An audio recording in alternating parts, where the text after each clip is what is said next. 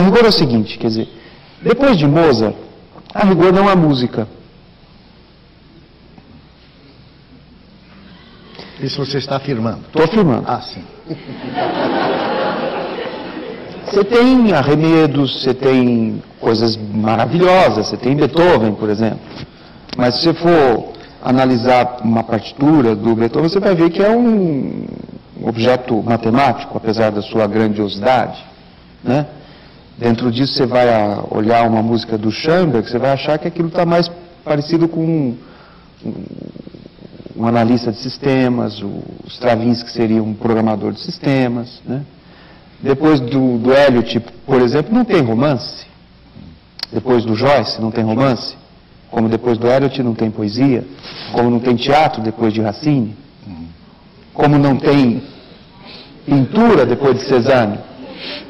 Tá? Quando Cézanne mostra na tela o traço, né? O pincel é visível na tela de Cézanne, ele já está destruindo com a ideia de suporte, ele já está revelando o suporte, está revelando a tela, revelando a tinta, revelando o pincel. Tudo que vem depois é maneirismo, mesmo instalações, por mais herméticas que sejam. Sei, você devia escrever sobre isso. Eu já escrevi. Sim, mas quando é que Muito a gente bem. começa a responder? Falei que era um pouco longa, né? O que eu quero dizer é o seguinte: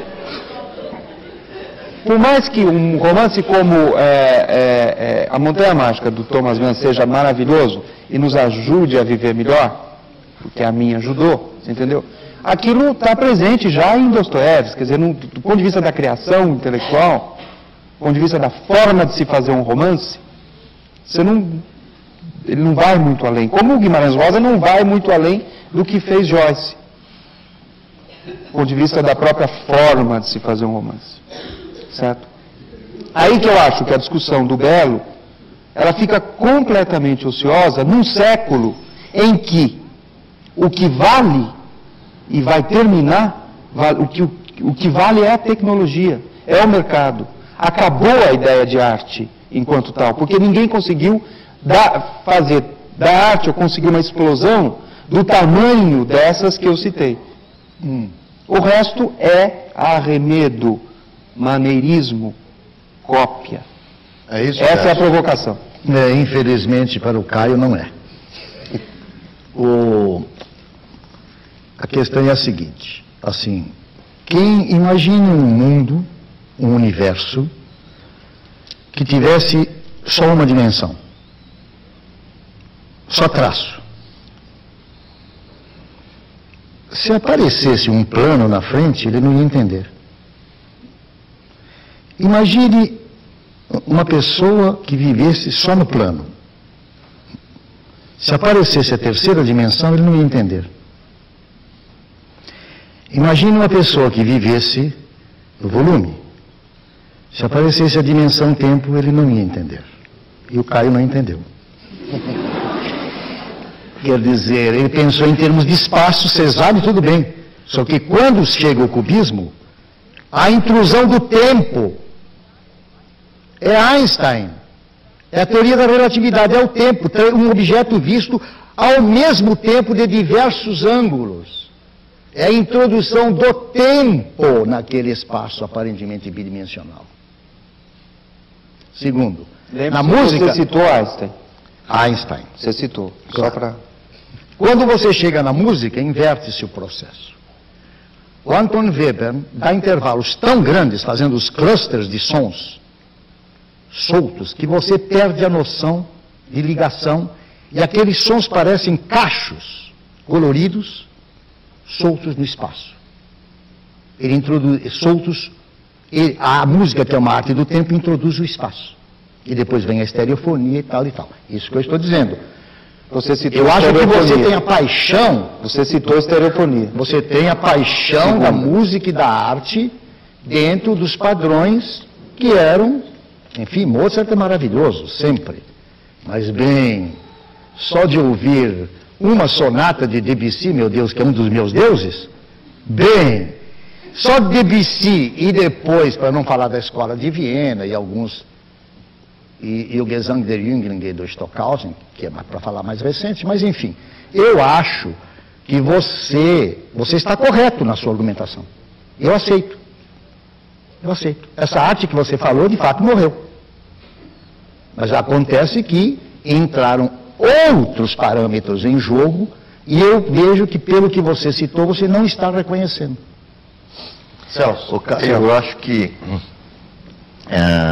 na sua enumeração, a sua enumeração é muito estranha. Você começou dizendo que depois de Mozart não tem música. Depois você disse que depois do Joyce não tem romance. Veja que você mudou o parâmetro já. Quer dizer, de um lado você cita o Mozart, o clássico. Aí quando você fala o Joyce, já é uma mutação total. Se você admite simultaneamente, nas suas pontas, o Mozart e o Joyce, isso está louco. Já é uma loucura isso. Bravo, Celso! Entendeu? Isso é uma loucura. Não, senhor. Você tem uma evolução do romance até Joyce? Não tem evolução. Claro que você tem. A evolução não compete à arte. De Joyce ela não existe. Não, não tem evolução. Existe uma presença contínua e uma copresença. Mas uma evolução na criação musical. Você não tem criação literária como a do Joyce depois de Joyce. Mas você não pode comparar isto. Você não pode passar. Eu não estou comparando o Joyce com o Mozart. O que você não está entendendo é que a forma clássica que está no Mozart, ela não está só no Mozart. O clássico, que é exatamente o parâmetro, que é exatamente o sistema dentro do qual você pode falar de belo, você pode falar de categorias estéticas e que você pode falar de obra de arte, não subscreve aquilo que fez o Joyce. Entendeu? Depende. Quer dizer, aí você cita, aí você pula atrás e cita o Racine. Você entendeu? Quer dizer, e você vai fazer uma numeração que é bonita por ser caótica, é borgiana, você entendeu? Mas ela não tem nada a ver com a discussão, no sentido de que você não alcança a transformação que ocorre. Não. Há uma transformação que ocorre certamente do 18 para o 19, e uma transformação que ocorre certamente no abril do século 20, e essas transformações atingem simultaneamente a música, a literatura, a poesia, cada um a seu modo. Mas essa simultaneidade é muito interessante. O Décio deu um exemplo interessante, quer dizer, como na música, quer dizer, você tem exatamente a espacialização e na pintura você tem a temporalização, que vai ser todo o caminho da pintura do século XX. Por exemplo, do cubismo ao Hélio Oiticica aqui no Brasil, por exemplo, temporalização da cor, por exemplo. Entende? E na música, ele podia ter sido um pouco mais gentil e ter falado do Satie, por exemplo, né? Entendeu? Do John Cage. Então, ou do Cage. Por que isso não é música? Quando você diz isso não é arte, você está postulando não só um conceito de arte, como você está postulando um ponto de partida e um ponto de chegada da arte que seria o clássico. Ora, hegelianamente você colocaria a arte como exatamente como a manifestação do absoluto. E o que não for manifestação do absoluto não é arte. Ora, toda a produção posterior, né, do século XX é jogada às traças. Quando você falou no cemitério e tal, eu fiquei muito entusiasmado. Porque eu estava pensando em coisas mais próximas da gente, nas nossas ruínas. Nós trabalhamos no mundo de ruínas. Mas isso é muito interessante, não há nenhum pessimismo nisto. Nós estamos recodificando e nós estamos, como eu já disse, perlaborando a partir dessas ruínas. E o que sai daí não é a promessa de um outro absoluto, é da conquista definitiva do precário e do efêmero.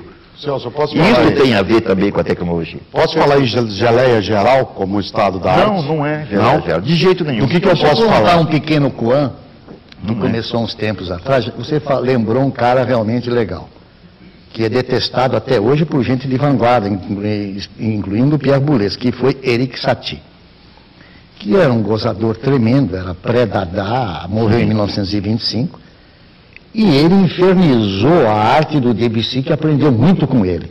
E os críticos e todo mundo que adorava o Debussy detestavam o Satie, que fazia uma arte primitiva, que tentava recuperar não sei que som primitivo dos gregos, que tocava com 2 dedos, essas coisas.